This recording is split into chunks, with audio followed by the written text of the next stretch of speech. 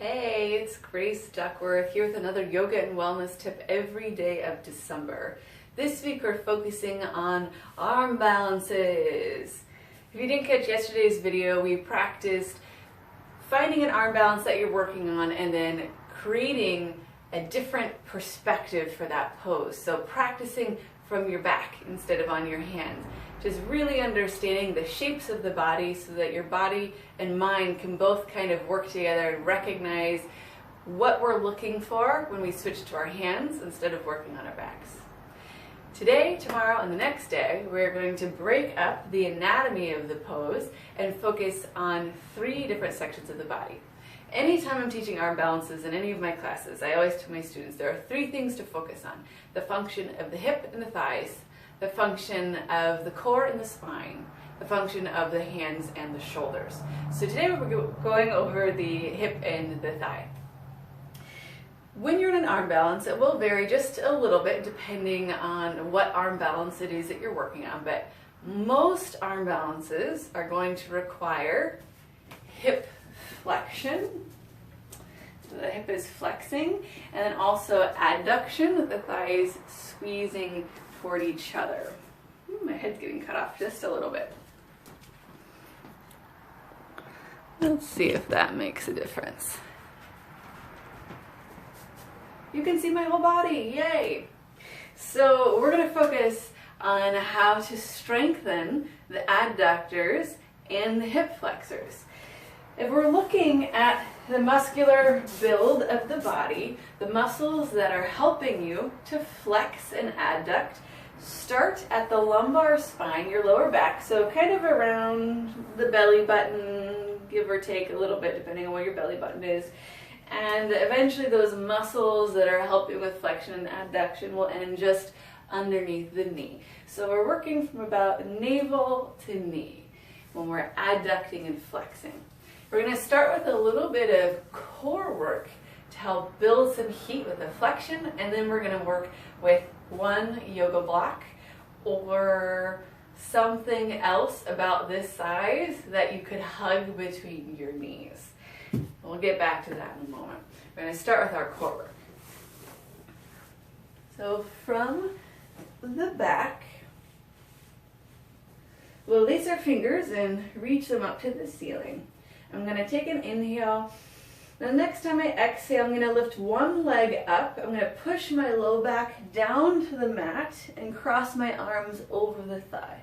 Then I'm going to inhale, lower down. Exhale, lift up and cross to the inside of the thigh. Still pushing the lower back down, that's important. Inhale, back. Exhale, low back goes down, twist outside. Inhale, exhale. So this is going to be your work. I know it seems more like core work right now, but a lot of people don't realize that your hip flexors are a part of core work. So this lifting and lowering is going to really help with that.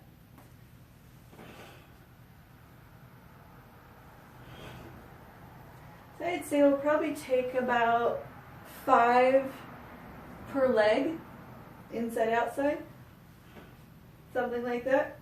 I didn't really count on the other side. But the most important thing, focus low back down as the leg comes up. Push low back down as the leg comes up. Once that becomes a little bit more comfortable, your core becomes a little bit stronger. You can do the same work from standing. Find a foot to root into. This will be your inhale. You'll exhale to lift. Inhale to lower. Exhale to lift. You can also practice with a bent knee first and eventually build to the extended leg. Both of those are going to be awesome to strengthen the hip flexors. You're going to feel your core getting a lot stronger. Now moving on to the adductors, we're going to hold this block right in between the thighs, right above the knees. You're going to focus your eyes on a drishti in front of you, some sort of still point that isn't moving. I'll use my camera for instance. I'm going to squeeze my thighs into the block. This is cueing your adductors to move toward the block. That's what we want. On the inhale, you'll lift the heels up. On your exhale, keeping the heels off the ground, you're going to go as low as you can, as low as your knees allow. Then you'll inhale back up and exhale down. So I'm going to show from a side view, because it's tempting to drop the heels down. It's also tempting to lean your body forward. So you're going to try to keep your spine as upright as you possibly can. Now it's natural to have a little bit of wavering, but you're going to try to really focus on straight back as you squeeze your inner thighs to the back. And for today, that is going to be your work to help strengthen you for arm balances. I hope that you found this video helpful to you. Can't wait to hear about how it goes in your own practice. Please subscribe to my YouTube channel and check out graceduckworth.com as I prepare to launch my online yoga studio. Bye!